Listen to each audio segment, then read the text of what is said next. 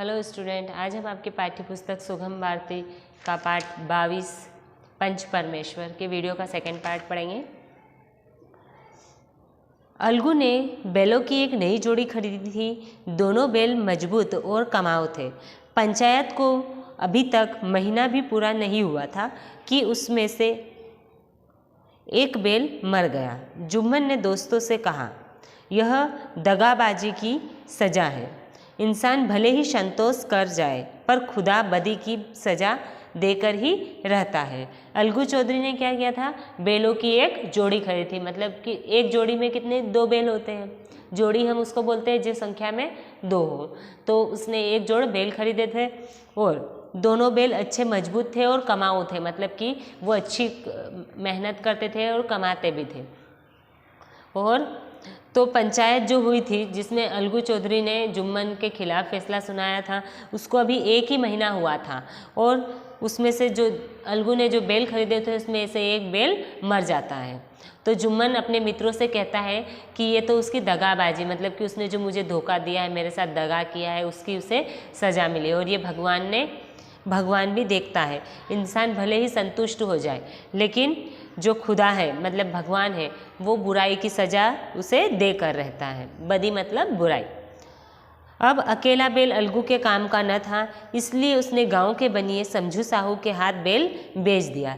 1 माह में बैल का दाम चुकाने का वायदा ठहराया। तो अलगू के पास जब 1 ही बैल बचा तो वो उससे क्या काम करता, इसलिए उसने जो गांव में बनिया था, जो व्यापार करता था, उससे वो अपना बैल बेच देता है। और बैल बेचने के वो कहता है कि 1 महीने बाद उस बैल का दाम चुकाया जाएगा। समझू साहू गांव से अनाज, गुड़ आदि लादकर मंडी ले जाता और वहां से नमक, तेल आदि गांव लाता। नया और मजबूत बैल पाकर वह दिन भर में 3-4 चक्कर लगाने लगा। बैल से मेहनत तो इतनी लेता पर उसके दाना पानी का उचित प्रबंध बिल्कुल नहीं करता। परिणाम यह हुआ कि कुछ ही दिनों में बैल की हड्डी पसली दिखाई देने लगी। जो समझू साहू था, जो गांव का बनिया था, वो क्या करता था, गांव से अनाज और गुड़ आदि ले जाकर मंडी में बेचता था और वहाँ से नमक, तेल आदि सामान लाकर गांव में बेचता था। तो वो क्या करता था कि जो बैल था वो मजबूत था और अच्छा था, तो हष्ट पुष्ट था, तो जिससे वो दिन में 3-3, 4-4 बार उसे गांव से शहर ले जाता था और शहर से गांव लाता था। इस तरीके से उससे काम तो बहुत लेता था लेकिन उसे खाने के लिए कुछ भी नहीं देता था और उसकी ओर ध्यान नहीं देता था, जिसके कारण जो बैल था वो कुछ ही दिनों में उसकी हड्डियां दिखने लग गई क्योंकि उसे खाना पानी नहीं मिलता था। एक दिन चौथी खेत में साहू ने दूना बोझ लादा। दिन भर के थके जानवर के पैर न उठते थे पर साहू जी कोड़े बरसा बरसा कर दौड़ाने लगे। थोड़ी दूर जाकर बैल सुस्ताने के लिए रुकना चाहता था लेकिन साहू जी को जल्द पहुंचने की चिंता थी। उन्होंने कई कोड़े बड़ी निर्दयता से बरसाए।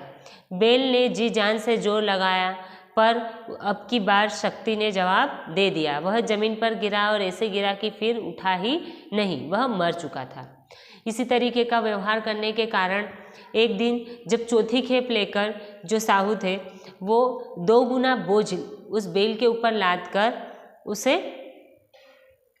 ले जा रहे थे और दिन भर का थका हुआ जो बैल था वो चल नहीं पा रहा था, लेकिन जो साहू थे वो उस पर कोड़े बरसाए जा रहे थे, मतलब उसे मार रहे थे ताकि वो जल्दी चले। और जो बैल था वो थक चुका था, थोड़ी देर रुकना चाहता था लेकिन जो साहू था, जो बनिया था, वो उसे जल्दी घर पहुंचना था, इस कारण वो उस पर कोड़े बरसाए जा रहे थे और उस पर बिल्कुल भी दया नहीं दिखा रहे थे। और जो बैल था वो अचानक से बहुत थक जाता है और नीचे गिर जाता है और ऐसे गिरता है कि वो फिर उठ नहीं पाता है और वो मर जाता है। रात में साहू जी की गाड़ी में लदा सामान और रुपये चोर ले गए। वह इस घटना को हुए कई महीने बीत गए। अलगू जब अपने बैल का दाम मांगता तब साहू जली कटी सुनाने लगता। हार कर अलगू चौधरी को पंचायत बुलानी पड़ी। समझू को अलगू और जुम्मन के बैर का हाल मालूम था, इसीलिए उसने जुम्मन को सरपंच चुना। तो जब बैल मर जाता है तो रात हो जाती है, तो जंगल में जो चोर होते हैं वो उस साहू का सारा सामान चुरा ले जाते हैं और रुपये भी ले जाते हैं। और इस घटना को कई महीने बीत चुके थे। उसके बाद जब अलगू अपने बेल का दाम लेने के लिए साहू के पास जाता तो वो उसे जली कटी बातें सुनाने लगता और उसे पैसे देने से इनकार करता। तो अलगू परेशान होकर अब वो सोचता है कि अब मुझे पंचायत बुलानी पड़ेगी। और जो साहू था उसे अलगू और जुम्मन के बारे में सब पता था कि किस तरीके से उन दोनों में लड़ाई हुई थी। तो वो क्या सोचता है कि मैं भी जुम्मन को अब सरपंच चुनूंगा। सरपंच के आसन पर बैठते ही जुम्मन का मन बदल गया। वह अलगू चौधरी से अपना पुराना बैरभाव भूल गया। उसमें उत्तरदायित्व का बोध जग गया और वो ने दोनों पक्षों से सवाल जवाब करना शुरू किया। अलगू चौधरी और समझू साहू ने अपनी अपनी बातें बताई। सभी पंच इस बात पर एक मत थे कि समझू को बेल का मूल्य देना चाहिए, परंतु दो पंच इस कारण से रियायत करना चाहते थे कि बेल के बीच रास्ते में मर जाने के कारण समझू की हानि हुई। इसके विपरीत अन्य पंच पूरी कीमत दिलाने के अलावा समझू को दंड भी देना चाहते थे, क्योंकि उसने बेल को निर्दयता से मारा। उसके अनुसार बेल की मृत्यु इस कारण हुई थी कि उससे बड़ा कठिन परिश्रम लिया गया और उसके चारे पानी का अच्छा प्रबंध न किया गया था। अंत में समझू ने फैसला सुनाया कि अलगू चौधरी और समझू साहू, पंचों ने तुम्हारे मामले पर अच्छी तरह विचार किया। समझू यदि उसी समय उचित मूल्य दे देता, बेल का पूरा दाम चुका देता, तो उन्होंने बेल खरीदा था उस समय उसे कोई बीमारी न थी। अगर उसे उसी समय अलगू की पूरी कीमत चुका कर ही बेल देते तो वह सवाल ही पंचायत के सामने न उठाया जाता।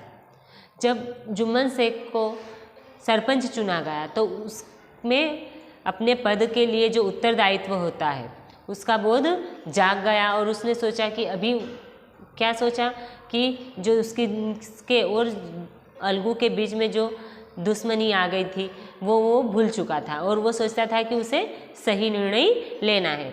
तो उन्होंने दोनों पक्षों की बात सुनी और दोनों से सवाल जवाब भी किए। तो उसमें से सभी पंचों ने क्या फैसला लिया कि जो साहू है उसे बेल का पूरा दाम चुकाना पड़ेगा। लेकिन दो पंच थे, जैसे 5 लोग बैठते हैं तो उसमें से 2 लोग थे, उन्होंने क्या सोचा कि नहीं, जो साहू था उसे उस बेल के मर जाने के कारण उसकी भी हानि हुई है। जंगल में जो उसके पैसे चोरी हुए, अनाज चोरी हुआ, तो उसके कारण उसकी भी हानि हुई है। लेकिन फिर भी क्या कहना था अन्य पंचों का, ये कहना था कि जब बेल उसने खरीदा था तब बेल कैसा था, हष्ट पुष्ट था और उसने उसके साथ बड़ी निर्दयता दिखाई। उससे काम तो पूरा लिया लेकिन उसे खाने को चारा पानी कुछ भी नहीं दिया, जिसके कारण वो बेल की मृत्यु हो गई। और अंत में जो जुम्मन है वो फैसला सुनाता है कि अगर समझू साहू, पंचों ने तुम्हें क्या कहता है कि पंचों ने ये निर्णय लिया है कि अगर अलगू जो है वो उसी समय तुमसे बेल की पूरी कीमत लेकर ही बेल देता तो आज ये सवाल ही नहीं उठाया जाता। उपस्थित जनता जय जयकार कर उठी। पंच परमेश्वर की जय सभी कह रहे थे। इसी को न्याय कहते हैं। दूध का दूध और पानी का पानी, यह मनुष्य का काम नहीं, यह परमेश्वर का काम है। पंच के सामने खोटे को कौन खड़ा कर सकता है। वहाँ पर जो जनता उपस्थित थी उन्होंने पंच परमेश्वर की जय कहा, मतलब कि पंच परमेश्वर, जो पंच होते हैं वो कैसे होते हैं, परमेश्वर की तरह, और इसी तरीके से उन्होंने जय जयकार लगाई। और क्या कहा कि दूध का दूध पानी का पानी हो गया, मतलब कि सच्चा न्याय हुआ है, जो सच है वो सामने आया है। और क्या कहते हैं कि यह मनुष्य का काम नहीं, ये किसका काम है, परमेश्वर का काम है। और पंच जो है वो खोटे को, उनके सामने कोई भी खोटे को खड़ा नहीं कह सकता है, मतलब कि जो गलत है उसे सही साबित नहीं कर सकता है। थोड़ी देर बाद जुम्मन अलगू के पास आए और उससे गले लिपट कर बोले, भैया जब से तुमने मेरी पंचायत की तब से मैं तुम्हारा शत्रु बन गया था, पर मुझे आज पता चला कि पंच के पद पर बैठकर न कोई किसी का मित्र रहता है न ही शत्रु। न्याय के सिवा उसे और कुछ सूझता ही नहीं। अलगू भी खुशी से रोने लगे। इस पानी से दोनों के दिलों का मेल धुल गया। दोनों उस दिन से दोस्त हो गए। मित्रता की मुरझाई लता फिर से जाग गई। तो अब क्या होता है, जब निर्णय सुनाया जाता है उसके बाद जुम्मन जो अलगू से का दुश्मन बन चुका था, वो जुम्मन अलगू के पास आता है और उसे गले लगा लेता है और क्या कहता है कि जब से तुमने मेरी पंचायत का निर्णय किया था तब से मैं तुम्हें अपना शत्रु मानता था, लेकिन आज मुझे पता चल गया है कि जब कोई व्यक्ति पंच के पद पर बैठता है तो वो न किसी का मित्र होता है और न किसी का शत्रु होता है। उसे तो न्याय के सिवा कुछ भी नहीं सोचता है, मतलब कि जो सही है वही उसे दिखाई देता है।